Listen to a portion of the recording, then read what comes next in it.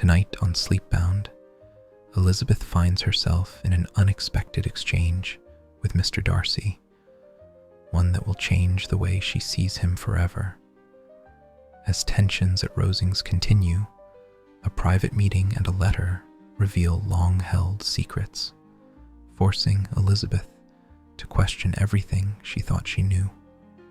Pride, prejudice, and painful truths come to the surface in a chapter that shifts the entire course of the story.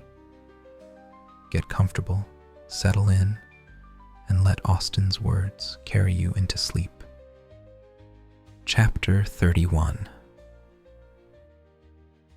Colonel Fitzwilliam's manners were very much admired at the parsonage, and the ladies all felt that he must add considerably to the pleasure of their engagements at Rosings. It was some days, however, before they received any invitation thither, for while there were visitors in the house, they could not be necessary. And it was not till Easter Day, almost a week after the gentleman's arrival, that they were honored by such an attention, and then they were merely asked on leaving church to come there in the evening. For the last week, they had seen very little of either Lady Catherine or her daughter. Colonel Fitzwilliam had called at the parsonage more than once during the time, but Mr. Darcy they had only seen at church. The invitation was accepted, of course, and at a proper hour they joined the party in Lady Catherine's drawing-room. Her ladyship received them civilly, but it was plain that their company was by no means so acceptable as when she could get nobody else, and she was, in fact, almost engrossed by her nephews, speaking to them, especially to Darcy, much more than to any other person in the room. Colonel Fitzwilliam seemed really glad to see them. Anything was a welcome relief to him at Rosings, and Mrs. Collins's pretty friend had, moreover, caught his fancy very much. He now seated himself by her, and talked so agreeably of Kent and Hertfordshire, of travelling and staying at home, of new books and music, that Elizabeth had never been half so well entertained in that room before, and they conversed with so much spirit and flow as to draw the attention of Lady Catherine herself, as well as of Mr. Darcy. His eyes had been soon and repeatedly turned towards them with a look of curiosity, and that her ladyship, after a while, shared the feeling, was more openly acknowledged, for she did not scruple to call out, "What is that you are saying, Fitzwilliam? What is it you are talking of? What are you telling Miss Bennet? Let me hear what it is." "We were talking of music, madam," said he, when no longer able to avoid a reply. "Of music? Then pray speak aloud. It is of all subjects my delight. I must have my share in the conversation, if you are speaking of music. There are few people in England, I suppose, who have more true enjoyment of music than myself, or a better natural taste. If I had ever learnt, I should have been a great proficient, and so would Anne, if her health had allowed her to apply. I am confident that she would have performed delightfully. How does Georgiana get on, Darcy?" Mr. Darcy spoke with affectionate praise of his sister's proficiency. "I am very glad to hear such a good account of her," said Lady Catherine, "and pray tell her from me that she cannot expect to excel if she does not practice a great deal." "I assure you, madam," he replied, "that she does not need such advice. She practices very constantly." "So much the better. It cannot be done too much, and when I next write to her, I shall charge her not to neglect it on any account. I often tell young ladies that no excellence in music is to be acquired without constant practice.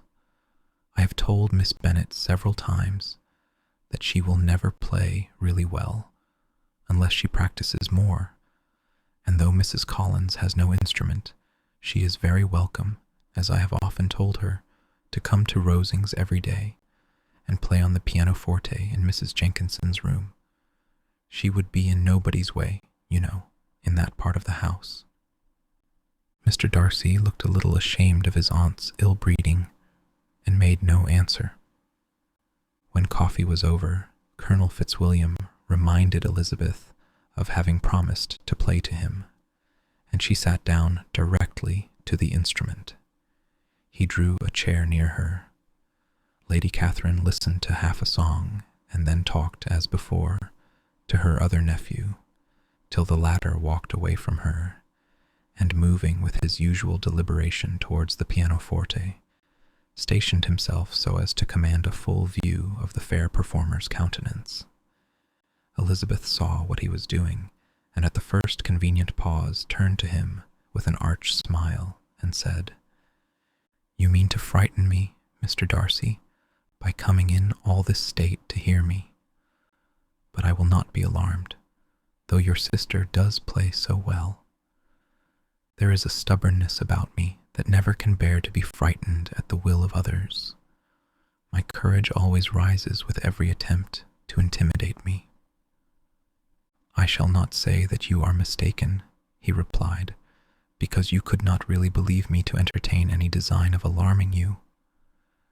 And I have had the pleasure of your acquaintance long enough to know that you find great enjoyment in occasionally professing opinions which, in fact, are not your own." Elizabeth laughed heartily at this picture of herself, and said to Colonel Fitzwilliam, "Your cousin will give you a very pretty notion of me, and teach you not to believe a word I say. I am particularly unlucky in meeting with a person so well able to expose my real character, in a part of the world where I had hoped to pass myself off with some degree of credit. Indeed, Mr. Darcy, it is very ungenerous in you to mention all that you knew to my disadvantage in Hertfordshire, and give me leave to say, very impolitic too, for it is provoking me to retaliate, and such things may come out as will shock your relations to hear." "I am not afraid of you," said he smilingly. "Pray, let me hear what you have to accuse him of," cried Colonel Fitzwilliam. "I should like to know how he behaves among strangers." "You shall hear then, but prepare for something very dreadful. The first time of my ever seeing him in Hertfordshire, you must know, was at a ball. And at this ball, what do you think he did? He danced only 4 dances. I am sorry to pain you, but so it was. He danced only 4 dances, though gentlemen were scarce, and to my certain knowledge, more than one young lady was sitting down in want of a partner. Mr. Darcy, you cannot deny the fact. I had not, at that time, the honor of knowing any lady in the assembly beyond my own party." "True, and nobody can ever be introduced in a ballroom. Well, Colonel Fitzwilliam, what do I play next? My fingers wait your orders." "Perhaps," said Darcy, "I should have judged better had I sought an introduction, but I am ill qualified to recommend myself to strangers." "Shall we ask your cousin the reason of this?" said Elizabeth, still addressing Colonel Fitzwilliam. "Shall we ask him why a man of sense and education, and who has lived in the world, is ill qualified to recommend himself to strangers?" "I can answer your question," said Fitzwilliam, "without applying to him. It is because he will not give himself the trouble." "I certainly have not the talent which some people possess," said Darcy, "of conversing easily with those I have never seen before. I cannot catch their tone of conversation, or appear interested in their concerns, as I often see done. My fingers," said Elizabeth, "do not move over this instrument in the masterly manner which I see so many women's do.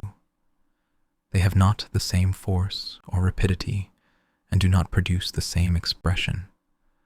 But then I have always supposed it to be my own fault, because I would not take the trouble of practicing. It is not that I do not believe my fingers as capable as any other woman's of superior execution. Darcy smiled and said, "You are perfectly right. You have employed your time much better. No one admitted to the privilege of hearing you can think anything wanting. We neither of us perform to strangers." Here they were interrupted by Lady Catherine, who called out to know what they were talking of. Elizabeth immediately began playing again. Lady Catherine approached, and after listening for a few minutes, said to Darcy, "Miss Bennet would not play at all amiss if she practiced more, and could have the advantage of a London master. She has a very good notion of fingering, though her taste is not equal to Anne's. Anne would have been a delightful performer, had her health allowed her to learn." Elizabeth looked at Darcy to see how cordially he assented to his cousin's praise, but neither at that moment nor at any other could she discern any symptom of love. And from the whole of his behaviour to Miss de Bourgh she derived this comfort for Miss Bingley, that he might have been just as likely to marry her had she been his relation.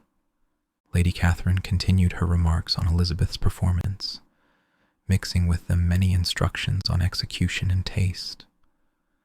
Elizabeth received them with all the forbearance of civility, and at the request of the gentleman remained at the instrument till her ladyship's carriage was ready to take them all home.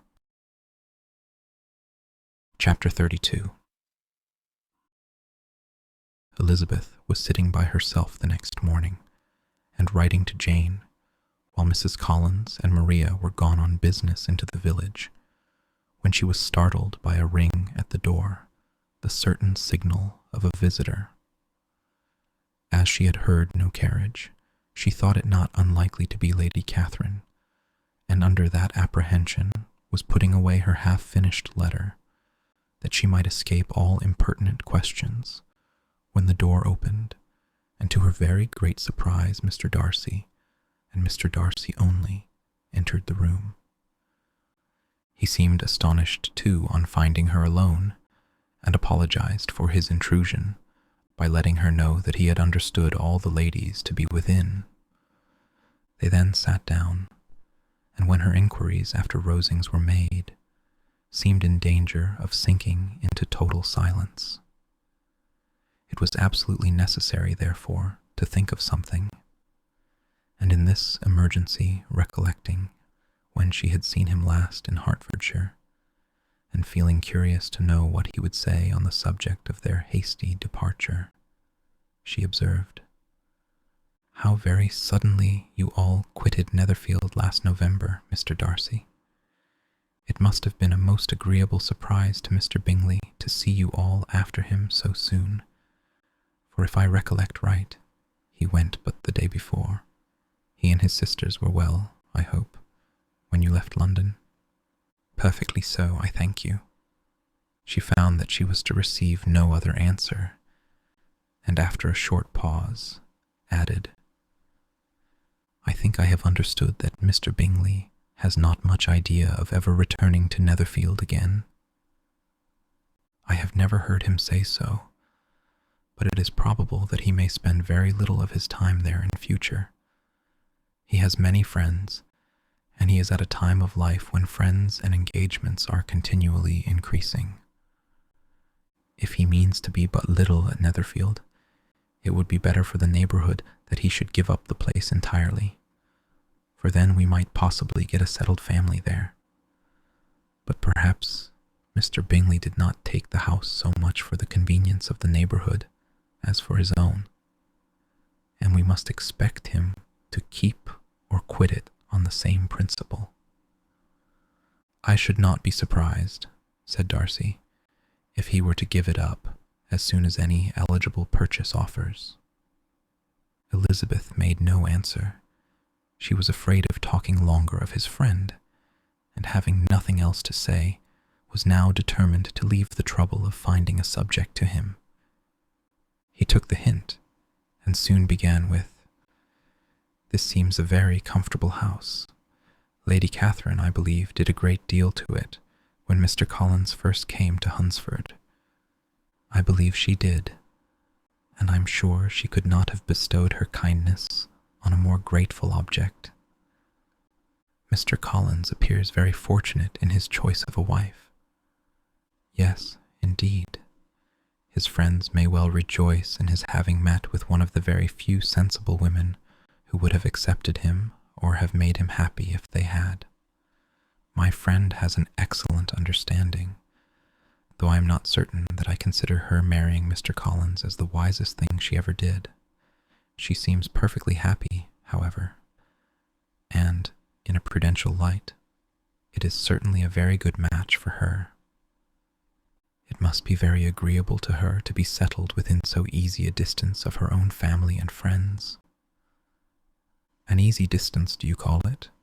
It is nearly 50 miles. And what is 50 miles of good road? Little more than half a day's journey. Yes, I call it a very easy distance. I should never have considered the distance as one of the advantages of the match, cried Elizabeth. I should never have said Mrs. Collins was settled near her family. It is a proof of your own attachment to Hertfordshire. Anything beyond the very neighbourhood of Longbourn, I suppose, would appear far. As he spoke, there was a sort of smile, which Elizabeth fancied she understood. He must be supposing her to be thinking of Jane and Netherfield, and she blushed as she answered, I do not mean to say that a woman may not be settled too near her family. The far and the near must be relative and depend on many varying circumstances. Where there is fortune to make the expense of traveling unimportant, distance becomes no evil. But that is not the case here. Mr. and Mrs. Collins have a comfortable income, but not such a one as will allow of frequent journeys, and I am persuaded my friend would not call herself near her family under less than half the present distance. Mr. Darcy drew his chair a little towards her and said, You cannot have a right to such very strong local attachment. You cannot have been always at Longbourn. Elizabeth looked surprised. The gentleman experienced some change of feeling. He drew back his chair, took a newspaper from the table, and glancing over it, said, in a colder voice, Are you pleased with Kent? A short dialogue on the subject of the country ensued, on either side calm and concise, and soon put an end to by the entrance of Charlotte and her sister, just returned from their walk. The tete-a-tete surprised them. Mr. Darcy related the mistake which had occasioned his intruding on Miss Bennet, and after sitting a few minutes longer, without saying much to anybody, went away. What can be the meaning of this? Said Charlotte, as soon as he was gone. My dear Eliza, he must be in love with you, or he would never have called on us in this familiar way. But when Elizabeth told of his silence, it did not seem very likely, even to Charlotte's wishes, to be the case, and, after various conjectures, they could at last only suppose his visit to proceed from the difficulty of finding anything to do, which was the more probable from the time of year. All field sports were over. Within doors there was Lady Catherine, books and a billiard table, but gentlemen cannot be always within doors. And in the nearness of the parsonage, or the pleasantness of the walk to it, or of the people who lived in it, the two cousins found a temptation from this period of walking thither almost every day. They called at various times of the morning, sometimes separately, sometimes together, and now and then accompanied by their aunt. It was plain to them all that Colonel Fitzwilliam came because he had pleasure in their society, a persuasion which of course recommended him still more. And Elizabeth was reminded by her own satisfaction in being with him, as well as by his evident admiration, of her former favourite, George Wickham, and though, in comparing them, she saw there was less captivating softness in Colonel Fitzwilliam's manners. She believed he might have the best informed mind. But why Mr. Darcy came so often to the parsonage, it was more difficult to understand. It could not be for society, as he frequently sat there 10 minutes together without opening his lips. And when he did speak, it seemed the effect of necessity rather than of choice, a sacrifice to propriety, not a pleasure to himself. He seldom appeared really animated. Mrs. Collins knew not what to make of him. Colonel Fitzwilliam's occasionally laughing at his stupidity proved that he was generally different, which her own knowledge of him could not have told her. And as she would have liked to believe this changed the effect of love, and the object of that love her friend Eliza, she set herself seriously to work to find it out. She watched him whenever they were at Rosings, and whenever he came to Hunsford, but without much success. He certainly looked at her friend a great deal, but the expression of that look was disputable. It was an earnest, steadfast gaze, but she often doubted whether there were much admiration in it, and sometimes it seemed nothing but absence of mind. She had once or twice suggested to Elizabeth the possibility of his being partial to her, but Elizabeth always laughed at the idea, and Mrs. Collins did not think it right to press the subject, from the danger of raising expectations which might only end in disappointment. For in her opinion, it admitted not of a doubt that all her friend's dislike would vanish if she could suppose him to be in her power. In her kind schemes for Elizabeth, she sometimes planned her marrying Colonel Fitzwilliam. He was, beyond comparison, the pleasantest man. He certainly admired her, and his situation in life was most eligible. But, to counterbalance these advantages, Mr. Darcy had considerable patronage in the church, and his cousin could have none at all. Chapter 33. On looking up. More than once did Elizabeth, in her ramble within the park, unexpectedly meet Mr. Darcy. She felt all the perverseness of the mischance that should bring him where no one else was brought, and to prevent its ever happening again, took care to inform him, at first, that it was a favorite haunt of hers. How it could occur a second time, therefore, was very odd, yet it did, and even the third, it seemed like willful ill nature or a voluntary penance.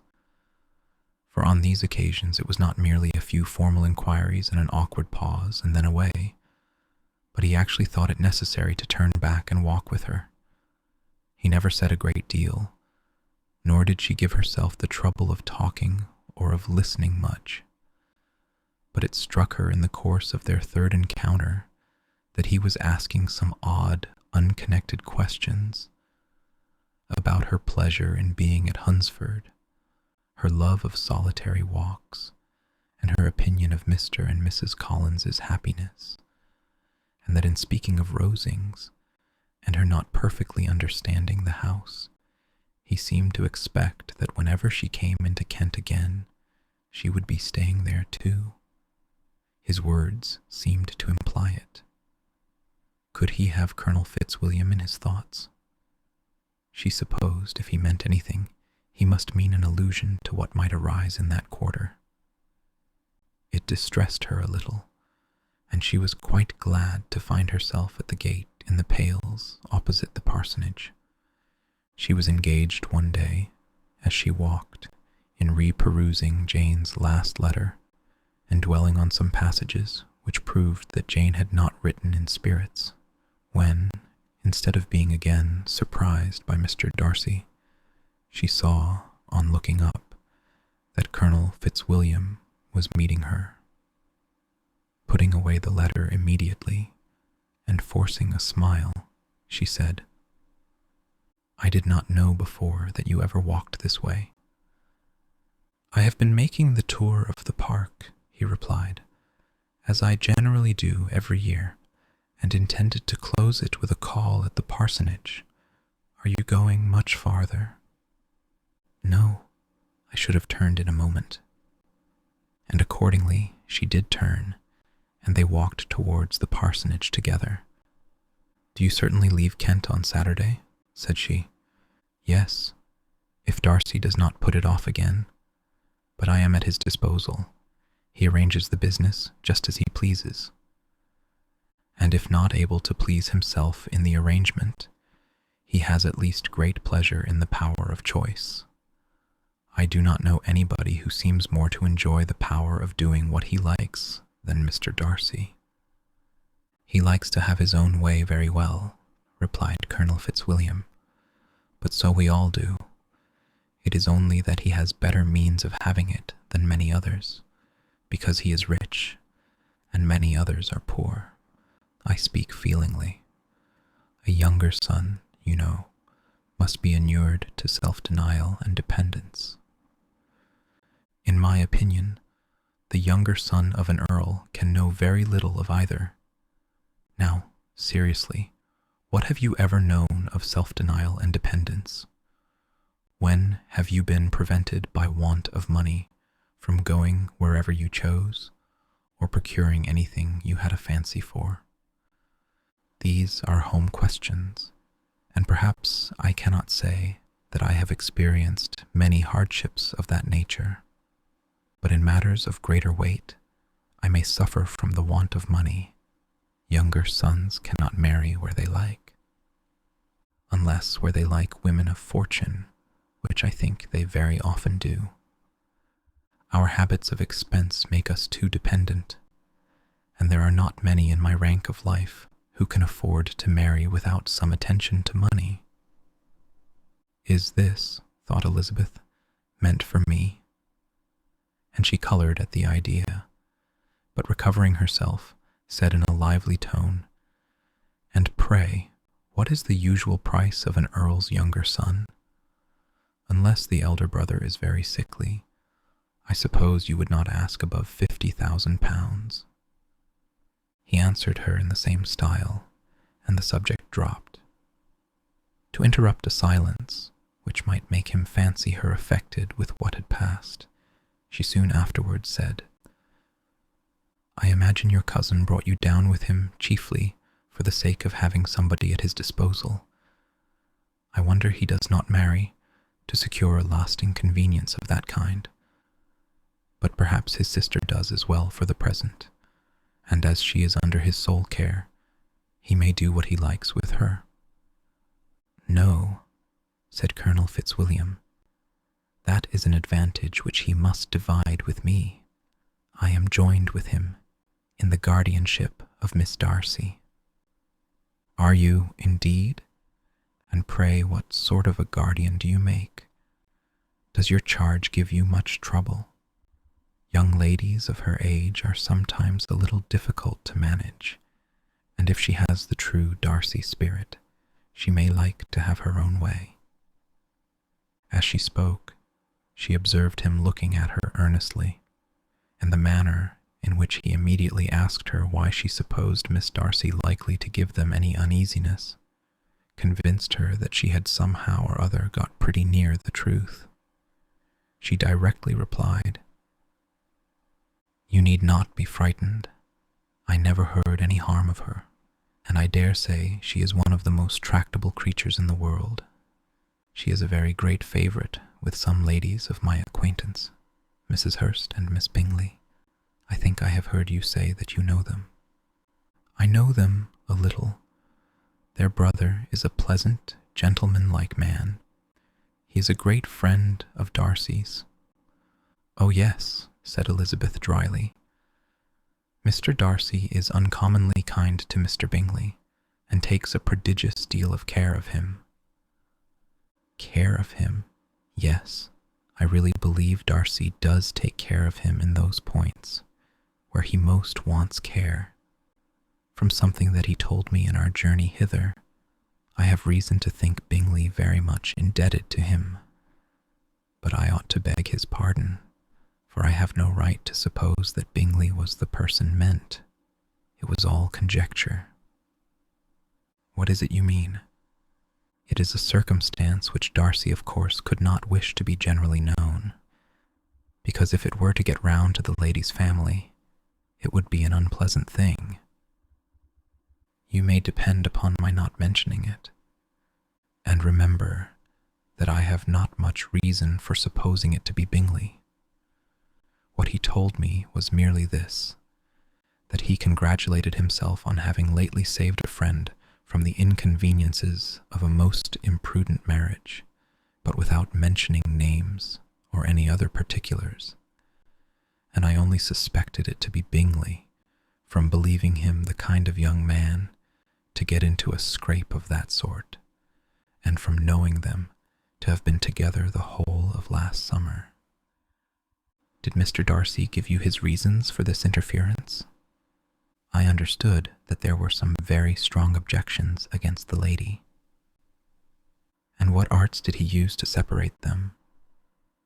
He did not talk to me of his own arts, said Fitzwilliam, smiling. He only told me what I have now told you. Elizabeth made no answer, and walked on, her heart swelling with indignation.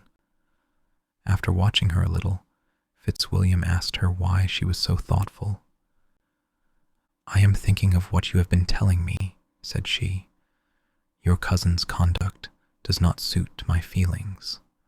Why was he to be the judge? You are rather disposed to call his interference officious. I do not see what right Mr. Darcy had to decide on the propriety of his friend's inclination, or why, upon his own judgment alone, he was to determine and direct in what manner that friend was to be happy.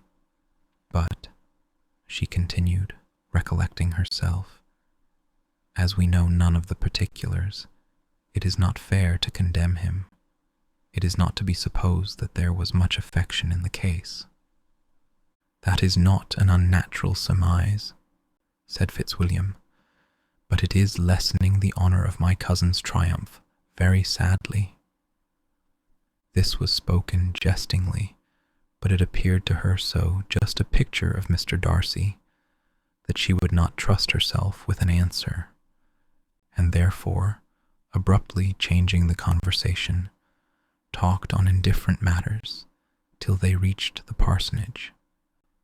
There, shut into her own room, as soon as their visitor left them, she could think without interruption of all that she had heard. It was not to be supposed that any other people could be meant than those with whom she was connected. There could not exist in the world two men over whom Mr. Darcy could have such boundless influence. That he had been concerned in the measures taken to separate Mr. Bingley and Jane, she had never doubted, but she had always attributed to Miss Bingley the principal design and arrangement of them. If his own vanity, however, did not mislead him, he was the cause, his pride and caprice were the cause, of all that Jane had suffered, and still continued to suffer. He had ruined for a while every hope of happiness for the most affectionate, generous heart in the world, and no one could say how lasting an evil he might have inflicted. There were some very strong objections against the lady, were Colonel Fitzwilliam's words, and these strong objections probably were her having one uncle who was a country attorney, and another who was in business in London. To Jane herself, she exclaimed, there could be no possibility of objection, all loveliness and goodness as she is, her understanding excellent, her mind improved, and her manners captivating. Neither could anything be urged against my father, who, though with some peculiarities, has abilities which Mr. Darcy himself need not disdain, and respectability which he will probably never reach. When she thought of her mother, indeed, her confidence gave way a little, but she would not allow that any objections there had material weight with Mr. Darcy, whose pride, she was convinced, would receive a deeper wound from the want of importance in his friends' connections than from their want of sense. And she was quite decided, at last, that he had been partly governed by this worst kind of pride, and partly by the wish of retaining Mr. Bingley for his sister. The agitation and tears which the subject occasioned brought on a headache, and it grew so much worse towards the evening that, added to her unwillingness to see Mr. Darcy, it determined her not to attend her cousins to Rosings, where they were engaged to drink tea. Mrs. Collins, seeing that she was really unwell, did not press her to go, and as much as possible prevented her husband from pressing her. But Mr. Collins could not conceal his apprehension of Lady Catherine's being rather displeased by her staying at home.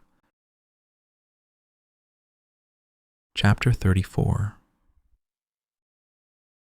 When they were gone, Elizabeth, as if intending to exasperate herself as much as possible against Mr. Darcy, chose for her employment the examination of all the letters which Jane had written to her since her being in Kent. They contained no actual complaint, nor was there any revival of past occurrences, or any communication of present suffering.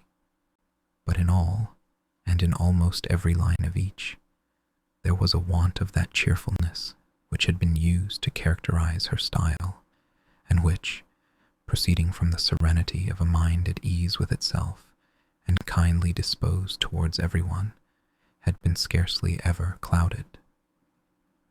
Elizabeth noticed every sentence conveying the idea of uneasiness, with an attention which it had hardly received on the first perusal. Mr. Darcy's shameful boast of what misery he had been able to inflict gave her a keener sense of her sister's sufferings. It was some consolation to think that his visit to Rosings was to end on the day after the next, and a still greater that in less than a fortnight she should herself be with Jane again, and enabled to contribute to the recovery of her spirits by all that affection could do. She could not think of Darcy's leaving Kent without remembering that his cousin was to go with him. But Colonel Fitzwilliam had made it clear that he had no intentions at all, and agreeable as he was, she did not mean to be unhappy about him. While settling this point, she was suddenly roused by the sound of the doorbell, and her spirits were a little fluttered by the idea of its being Colonel Fitzwilliam himself, who had once before called late in the evening, and might now come to inquire particularly after her. But this idea was soon banished, and her spirits were very differently affected when, to her utter amazement, she saw Mr. Darcy walk into the room. In a hurried manner, he immediately began an inquiry after her health, imputing his visit to a wish of hearing that she were better. She answered him with cold civility. He sat down for a few moments, and then getting up, walked about the room. Elizabeth was surprised, but said not a word. After a silence of several minutes, he came towards her in an agitated manner, and thus began. "In vain have I struggled. It will not do. My feelings will not be repressed. You must allow me to tell you how ardently I admire and love you." Elizabeth's astonishment was beyond expression. She stared, colored, doubted, and was silent. This he considered sufficient encouragement, and the avowal of all that he felt and had long felt for her immediately followed. He spoke well, but there were feelings besides those of the heart to be detailed, and he was not more eloquent on the subject of tenderness than of pride. His sense of her inferiority, of its being a degradation, of the family obstacles, which judgment had always opposed to inclination, were dwelt on with a warmth which seemed due to the consequence he was wounding, but was very unlikely to recommend his suit. In spite of her deeply rooted dislike, She could not be insensible to the compliment of such a man's affection, and though her intentions did not vary for an instant, she was at first sorry for the pain he was to receive, till roused to resentment by his subsequent language, she lost all compassion in anger. She tried, however, to compose herself to answer him with patience when he should have done. He concluded with representing to her the strength of that attachment, which in spite of all his endeavors, he had found impossible to conquer, and with expressing his hope that it would now be rewarded by her acceptance of his hand. As he said this, she could easily see that he had no doubt of a favorable answer. He spoke of apprehension and anxiety, but his countenance expressed real security. Such a circumstance could only exasperate farther, and when he ceased, the color rose into her cheeks, and she said, "In such cases as this, it is, I believe, the established mode to express a sense of obligation for the sentiments avowed, however unequally they may be returned. It is natural that obligation should be felt, and if I could feel gratitude, I would now thank you. But I cannot. I have never desired your good opinion, and you have certainly bestowed it most unwillingly. I am sorry to have occasioned pain to anyone. It has been most unconsciously done, however, and I hope will be of short duration. The feelings which you tell me have long prevented the acknowledgement of your regard can have little difficulty in overcoming it after this explanation." Mr. Darcy, who was leaning against the mantelpiece with his eyes fixed on her face, seemed to catch her words with no less resentment than surprise. His complexion became pale with anger, and the disturbance of his mind was visible in every feature. He was struggling for the appearance of composure, and would not open his lips till he believed himself to have attained it. The pause was to Elizabeth's feelings dreadful. At length, in a voice of forced calmness, he said, "And this is all the reply which I am to have the honor of expecting. I might perhaps wish to be informed why, with so little endeavour at civility, I am thus rejected, but it is of small importance." "I might as well inquire," replied she, "why, with so evident a design of offending and insulting me, you chose to tell me that you liked me against your will, against your reason, and even against your character. Was not this some excuse for incivility, if I was uncivil? But I have other provocations. You know I have. Had not my own feelings decided against you, had they been indifferent, or had they even been favorable, do you think that any consideration would tempt me to accept the man who has been the means of ruining, perhaps forever, the happiness of a most beloved sister?" As she pronounced these words, Mr. Darcy changed color, but the emotion was short, and he listened without attempting to interrupt her while she continued, "I have every reason in the world to think ill of you. No motive can excuse the unjust and ungenerous part you acted there. You dare not, you cannot deny that you have been the principal, if not the only means of dividing them from each other, of exposing one to the censure of the world for caprice and instability, the other to its derision for disappointed hopes, and involving them both in misery of the acutest kind." She paused, and saw with no slight indignation that he was listening with an air which proved him wholly unmoved by any feeling of remorse. He even looked at her with a smile of affected incredulity. "Can you deny that you have done it?" she repeated. With assumed tranquillity, he then replied, "I have no wish of denying that I did everything in my power to separate my friend from your sister, or that I rejoice in my success. Towards him, I have been kinder than towards myself." Elizabeth disdained the appearance of noticing this civil reflection, but its meaning did not escape, nor was it likely to conciliate her. "But it is not merely this affair," she continued, "on which my dislike is founded. Long before it had taken place, my opinion of you was decided. Your character was unfolded in the recital which I received many months ago from Mr. Wickham. On this subject, what can you have to say? In what imaginary act of friendship can you here defend yourself? Or under what misrepresentation can you here impose upon others? You take an eager interest in that gentleman's concerns," said Darcy in a less tranquil tone, and with a heightened color. "Who that knows what his misfortunes have been can help feeling an interest in him?" "His misfortunes?" repeated Darcy contemptuously. "Yes, his misfortunes have been great indeed." "And of your infliction," cried Elizabeth with energy, "you have reduced him to his present state of poverty, comparative poverty. You have withheld the advantages which you must know to have been designed for him. You have deprived the best years of his life of that independence, which was no less his due than his desert.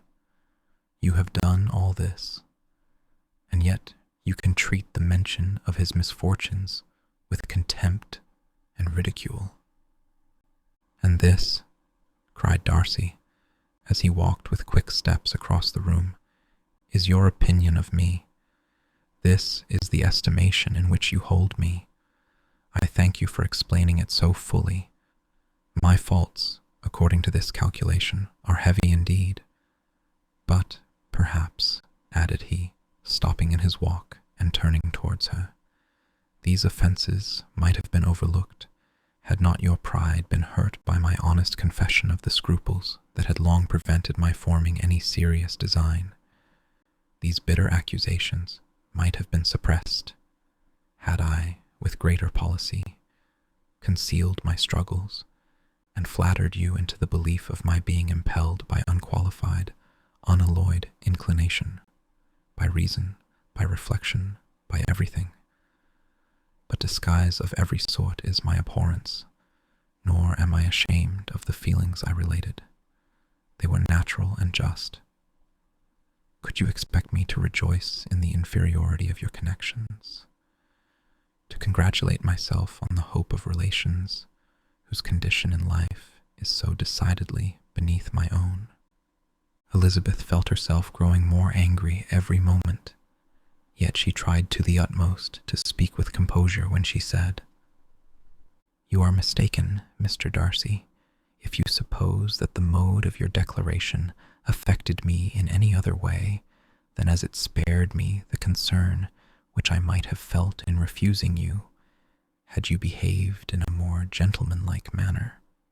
She saw him start at this, but he said nothing, and she continued, "You could not have made me the offer of your hand in any possible way that would have tempted me to accept it."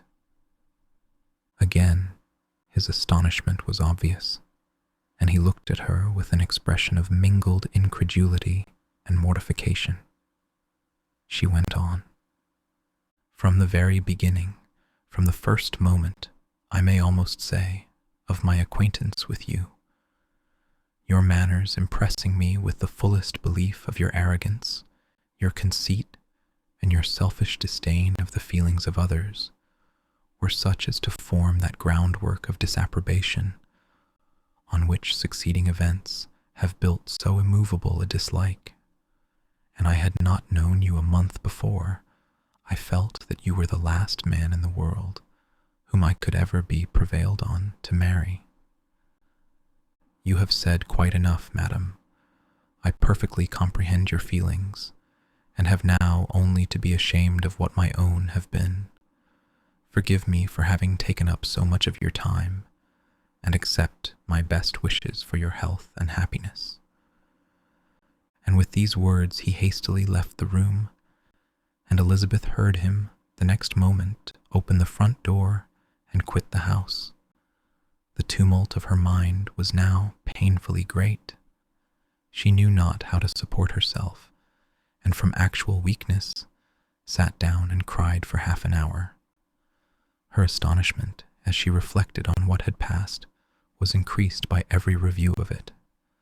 That she should receive an offer of marriage from Mr. Darcy, that he should have been in love with her for so many months, so much in love as to wish to marry her in spite of all the objections which had made him prevent his friends marrying her sister, and which must appear at least with equal force in his own case, was almost incredible.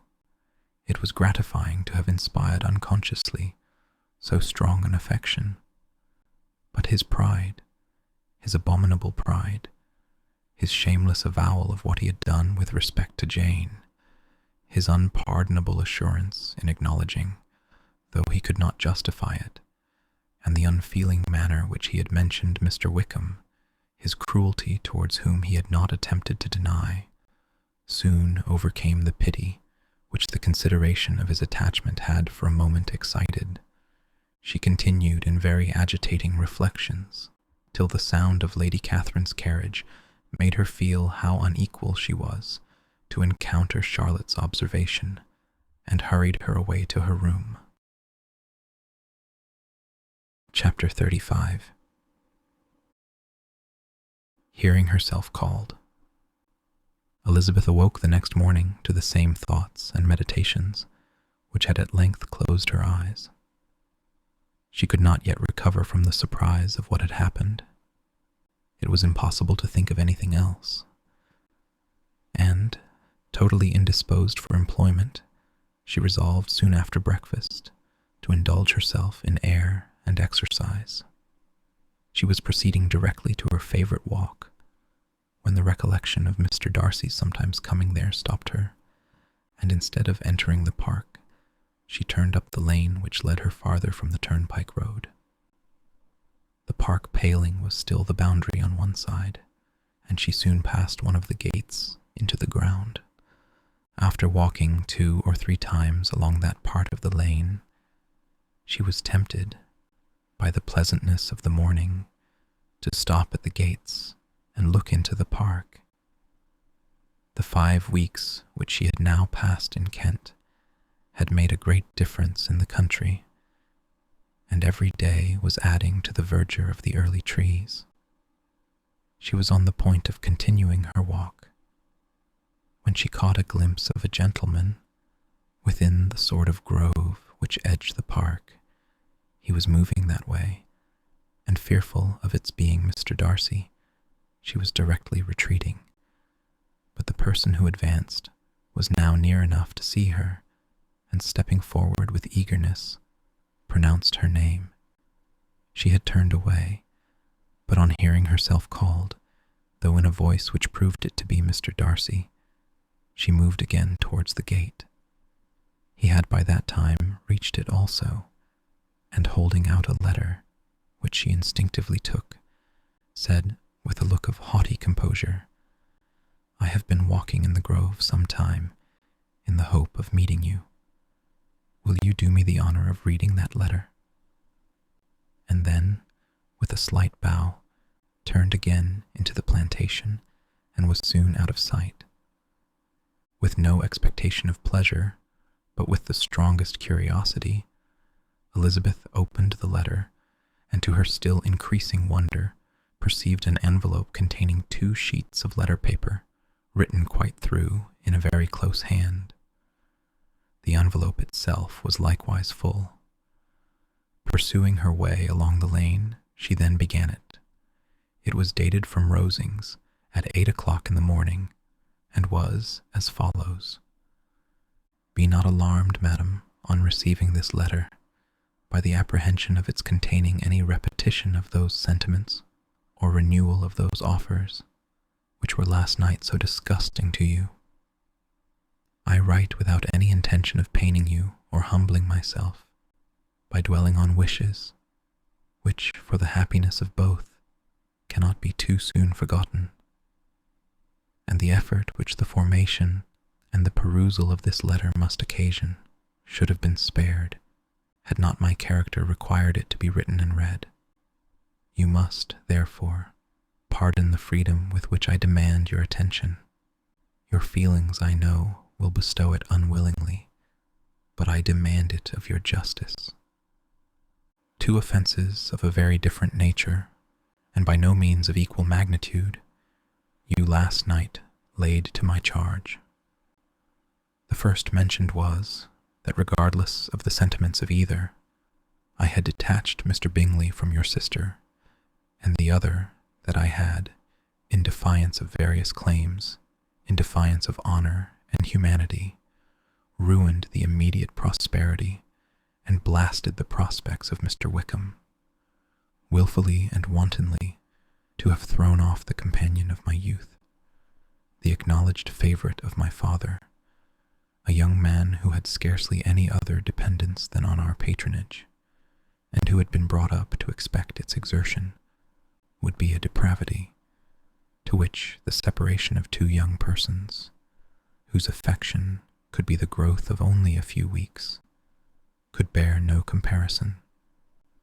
But from the severity of that blame which was last night so liberally bestowed, respecting each circumstance, I shall hope to be in future secured when the following account of my actions and their motives has been read, if, in the explanation of them which is due to myself, I am under the necessity of relating feelings which may be offensive to yours, I can only say that I am sorry.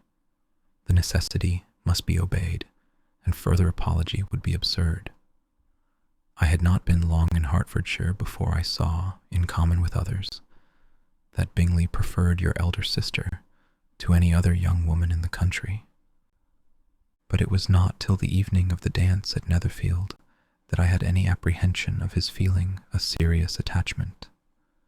I had often seen him in love before. At that ball, while I had the honor of dancing with you, I was first made acquainted by Sir William Lucas's accidental information that Bingley's attentions to your sister had given rise to a general expectation of their marriage. He spoke of it as a certain event, of which the time alone could be undecided. From that moment I observed my friend's behavior attentively, and I could then perceive that his partiality for Miss Bennet was beyond what I had ever witnessed in him. Your sister I also watched. Her look and manners were open, cheerful, and engaging as ever, but without any symptom of peculiar regard, and I remained convinced from the evening's scrutiny that though she received his attentions with pleasure, she did not invite them by any participation of sentiment. If you have not been mistaken here, I must have been in an error. Your superior knowledge of your sister must make the latter probable. If it be so, if I have been misled by such error to inflict pain on her, your resentment has not been unreasonable. But I shall not scruple to assert that the serenity of your sister's countenance and air was such as might have given the most acute observer a conviction that, however amiable her temper, her heart was not likely to be easily touched. That I was desirous of believing her indifferent is certain, but I will venture to say that my investigations and decisions are not usually influenced by my hopes or fears. I did not believe her to be indifferent because I wished it. I believed it on impartial conviction, as truly as I wished it in reason. My objections to the marriage were not merely those which I last night acknowledged to have required the utmost force of passion to put aside in my own case. The want of connection could not be so great an evil to my friend as to me. But there were other causes of repugnance, causes which, though still existing, and existing to an equal degree in both instances, I had myself endeavored to forget, because they were not immediately before me. These causes must be stated, though briefly. The situation of your mother's family, though objectionable, was nothing in comparison of that total want of propriety so frequently, so almost uniformly betrayed by herself, by your 3 younger sisters, and occasionally even by your father. Pardon me, it pains me to offend you, but amidst your concern for the defects of your nearest relations, and your displeasure at this representation of them, let it give you consolation to consider that to have conducted yourselves so as to avoid any share of the like censure is praise no less generally bestowed on you and your eldest sister than it is honorable to the sense and disposition of both. I will only say farther, that from what passed that evening, my opinion of all parties was confirmed, and every inducement heightened, which could have led me before to preserve my friend from what I esteemed a most unhappy connection. He left Netherfield for London on the day following, as you, I am certain, remember, with the design of soon returning. The part which I acted is now to be explained. His sister's uneasiness had been equally excited with my own. Our coincidence of feeling was soon discovered, and, alike sensible that no time was to be lost in detaching their brother, we shortly resolved on joining him directly in London. We accordingly went, and there I readily engaged in the office of pointing out to my friend the certain evils of such a choice. I described and enforced them earnestly, but however this remonstrance might have staggered or delayed his determination, I do not suppose that it would ultimately have prevented the marriage, had it not been seconded by the assurance, which I hesitated not in giving, of your sister's indifference. He had before believed her to return his affection with sincere, if not with equal, regard. But Bingley has great natural modesty, with a stronger dependence on my judgment than on his own. To convince him, therefore, that he had deceived himself was no very difficult point. To persuade him against returning into Hertfordshire when that conviction had been given was scarcely the work of a moment. I cannot blame myself for having done thus much. There is but one part of my conduct in the whole affair on which I do not reflect with satisfaction. It is that I condescended to adopt the measures of art so far as to conceal from him your sister's being in town. I knew it myself, as it was known to Miss Bingley, but her brother is even yet ignorant of it. That they might have met without ill consequence is, perhaps, probable, but his regard did not appear to me enough extinguished for him to see her without some danger. Perhaps this concealment, this disguise, was beneath me. It is done, however, and it was done for the best. On this subject I have nothing more to say, no other apology to offer. If I have wounded your sister's feelings, it was unknowingly done, and though the motives which governed me may to you very naturally appear insufficient, I have not yet learnt to condemn them. With respect to that other, more weighty accusation of having injured Mr. Wickham, I can only refute it by laying before you the whole of his connection with my family. Of what he has particularly accused me, I am ignorant, but of the truth of what I shall relate, I can summon more than one witness of undoubted veracity. Mr. Wickham is the son of a very respectable man, who had for many years the management of all the Pemberley estates, and whose good conduct in the discharge of his trust naturally inclined my father to be of service to him. And on George Wickham, who was his godson, his kindness was therefore liberally bestowed. My father supported him at school, and afterwards at Cambridge. Most important assistance, as his own father, always poor from the extravagance of his wife, would have been unable to give him a gentleman's education.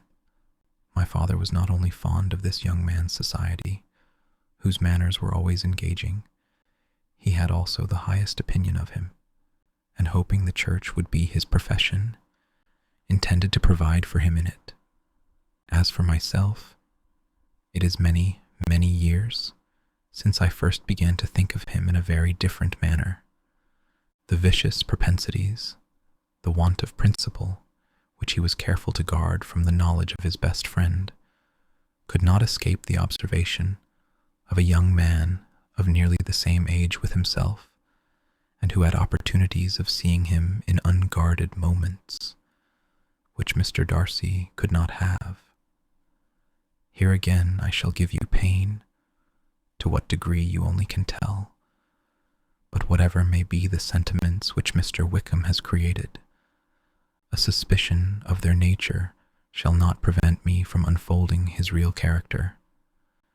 It adds even another motive. My excellent father died about 5 years ago, and his attachment to Mr. Wickham was to the last so steady that in his will he particularly recommended it to me to promote his advancement in the best manner that his profession might allow, and if he took orders, desired that a valuable family living might be his as soon as it became vacant. There was also a legacy of £1,000. His own father did not long survive mine, and within half a year from these events, Mr. Wickham wrote to inform me that, having finally resolved against taking orders, he hoped I should not think it unreasonable for him to expect some more immediate pecuniary advantage in lieu of the preferment, by which he could not be benefited. He had some intention, he added, of studying the law, and I must be aware that the interest of £1,000 would be a very insufficient support therein. I rather wished than believed him to be sincere, but, at any rate, was perfectly ready to accede to his proposal. I knew that Mr. Wickham ought not to be a clergyman. The business was therefore soon settled. He resigned all claim to assistance in the church, were it possible that he could ever be in a situation to receive it, and accepted in return £3,000. All connection between us seemed now dissolved. I thought too ill of him to invite him to Pemberley, or admit his society in town. In town, I believe, he chiefly lived, but his studying the law was a mere pretense, and being now free from all restraint, his life was a life of idleness and dissipation. For about 3 years, I heard little of him, but on the decease of the incumbent of the living which had been designed for him, he applied to me again by letter for the presentation. His circumstances, he assured me, and I had no difficulty in believing it, were exceedingly bad. He had found the law a most unprofitable study, and was now absolutely resolved on being ordained, if I would present him to the living in question, of which he trusted there could be little doubt, as he was well assured that I had no other person to provide for, and I could not have forgotten my revered father's intentions. You will hardly blame me for refusing to comply with this entreaty, or for resisting every repetition of it. His resentment was in proportion to the distress of his circumstances, and he was doubtless as violent in his abuse of me to others as in his reproaches to myself. After this period, every appearance of acquaintance was dropped. How he lived, I know not, but last summer he was again most painfully obtruded on my notice. I must now mention a circumstance which I would wish to forget myself, and which no obligation less than the present should induce me to unfold to any human being. Having said thus much, I feel no doubt of your secrecy. My sister, who is more than 10 years my junior, was left to the guardianship of my mother's nephew, Colonel Fitzwilliam, and myself. About a year ago, she was taken from school, and an establishment formed for her in London, and last summer she went with the lady who presided over it to Ramsgate, and thither also went Mr. Wickham, undoubtedly by design. for there proved to have been a prior acquaintance between him and Mrs. Young, in whose character we were most unhappily deceived, and by her connivance and aid he so far recommended himself to Georgiana, whose affectionate heart retained a strong impression of his kindness to her as a child, that she was persuaded to believe herself in love and to consent to an elopement. She was then but 15, which must be her excuse, and after stating her imprudence, I am happy to add that I owed the knowledge of it to herself. I joined them unexpectedly, a day or two before the intended elopement, and then Georgiana, unable to support the idea of grieving and offending a brother whom she almost looked up to as a father, acknowledged the whole to me. You may imagine what I felt and how I acted. Regard for my sister's credit and feelings prevented any public exposure, but I wrote to Mr. Wickham, who left the place immediately, and Mrs. Young was of course removed from her charge. Mr. Wickham's chief object was unquestionably my sister's fortune, which is £30,000, but I cannot help supposing that the hope of revenging himself on me was a strong inducement. His revenge would have been complete indeed.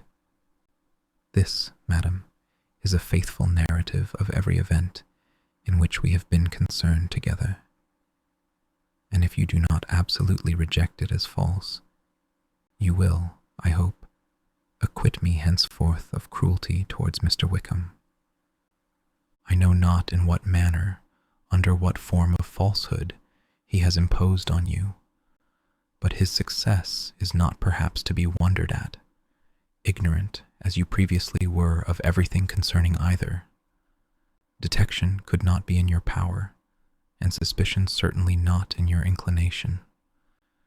You may possibly wonder why all this was not told you last night, but I was not then master enough of myself to know what could or ought to be revealed.